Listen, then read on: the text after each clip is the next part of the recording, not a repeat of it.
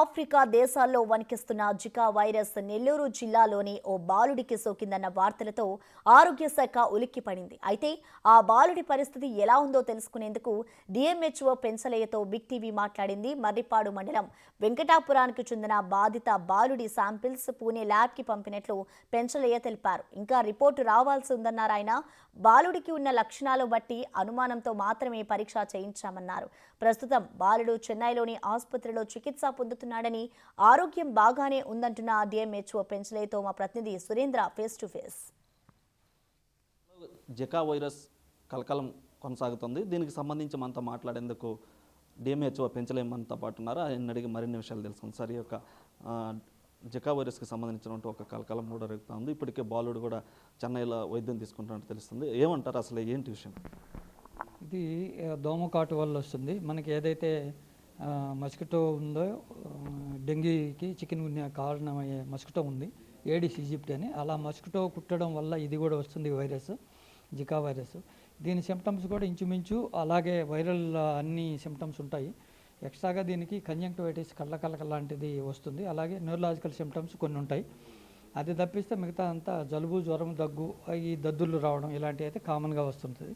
కానీ ఆ బాబుకి ఫీవర్ వచ్చి అక్కడ నారాయణ హాస్పిటల్ అడ్మిట్ అయినప్పుడు అక్కడ శాంపుల్స్ ప్రైవేట్ ల్యాబ్కి పంపించినప్పుడు జికా వైరస్ అని చెప్పారు. కానీ దాని కన్ఫర్మేషన్ కోసం మనము శాంపిల్స్ తీసి పూణేకి పంపించున్నాం, సెకండ్ శాంపుల్ ఆ బాబు దగ్గర. అలాగే నిన్న అయితే ఆ వెంకటాపురం వాళ్ళ గ్రామంలో అన్ని శాంపుల్స్ అయితే తీసుకున్నాము, 12 శాంపుల్స్. అవిను ఈరోజు కూడా ఆ గ్రామంలో ఇంకా ఒక 12 శాంపుల్స్ తీసి మొత్తము పూణేకి పంపిస్తాము. పూణే నుంచి వచ్చిన తర్వాత మనకు కన్ఫర్మేషన్ తెలుస్తుంది. గ్రామానికి సంబంధించి పరిస్థితి ఎలా ఉంది సార్? అక్కడ గ్రామంలో నిన్నంతా సర్వే చేశారు. ఫీల్డ్ స్టాఫ్ అంతా వెళ్ళి ఇల్లు తిరిగి సర్వే చేశారు. ఫీవర్ కేసులు ఎక్కడన్నా ఉన్నాయేమో, వాళ్ళకి సిమ్టమ్స్ ఉంటే వెంటనే కూడా టెస్టులు చేసేదానికి నిన్నంతా సర్వే చేశారు. ఆ సర్వే చేసి అక్కడ 2 కాలనీలు ఉంటే, ఒకటి BC colony, ST colony, 2 colonies ఉంటే 2 కాలనీస్లో సర్వే చేసి మన వాళ్ళు సిమ్టమాటిక్ వాళ్ళకి 12 మందికి స్వాబ్ అయితే తీశారు. గ్రామంలో శానిటేషన్ అవి వర్క్స్ అయితే జరుగుతూ ఉన్నాయి. డిపిఓ వాళ్ళు పంపించున్నారు. గ్రామం అంతా శానిటేషన్ వర్క్స్ అవి జరుగుతూ ఉన్నాయి. కాబట్టి ఇంకా మనకి దోమ పెరగకూడదు, దోమ పుట్టితే ఇలాంటివన్నీ వస్తూ ఉంటాయి. కాబట్టి ముందు జాగ్రత్త చర్యగా అందరికీ ప్రజలకు చెప్పేది ఏంటంటే, దోమలు పుట్టకూడదు, ఆ నీటి నిల్వ లేకుండా చేసుకోండి. కాబట్టి మనకు దోమలు కొట్టకుండా ఉండే అవకాశం ఉంటుంది. కానీ ఇంకా జిల్లాలో ఎక్కడా కూడా ఏ జికా వైరస్ లాంటిది ఇంకా ఎక్కడ కూడా మనకి రాలేదు, ఆ సిమ్టమ్ కూడా లేదు. ఇంకా ఇది కన్ఫర్మేషన్ పూణే నుంచి వచ్చిన తర్వాత తెలియజేస్తాం. ఈ వైరస్కి సంబంధించి ఎక్కడైనా అనుమానితలు గుర్తించడం కానీ జిల్లాలో ఎలాంటి డ్రైవ్ నడుపుతున్నారు? జిల్లా అంతా కూడా మనము హెల్త్ స్టాఫ్ని అలర్ట్ చేశాము. అలర్ట్ చేసి ఇంటింటికి ఫీవర్ సర్వే చేస్తున్నాము. ఇల్లు తిరిగి ఫీవర్ సర్వే చేసి ఎక్కడన్నా అనుమానితులు ఉంటే, న్యూరలాజికల్ సిమ్టమ్ అంటే బ్రెయిన్కి సంబంధించిన ఏదన్నా సిమ్టమ్ ఉంటే వెంటనే కూడా వాళ్ళని జికా వైరస్ కోసం శాంపిల్ కలెక్ట్ చేయమని చెప్పున్నాము. అలాగే ఆదేశాలు ఇచ్చున్నాం. అలాగే అన్ని చోట్ల కూడా స్పెషల్ డ్రైవ్ పెట్టున్నాం ఇప్పుడు ఫీవర్ సర్వేకి. దీంట్లో బయటకు వస్తే మనకి అర్థమవుతుంది. ఈ వైరస్ వల్ల ఎలాంటి ప్రమాదాలు ఎదుర్కొనవచ్చు అంటే, పిల్లలు కావచ్చు, ఇంకా మధ్యస్థ వయసులో ముసలి వాళ్ళు ఇళ్ళంతా ఉంటారు కదా, దీనికి సంబంధించి ఎలాంటి ప్రమాదానికి గురయ్యేటువంటి అవకాశం ఉంది?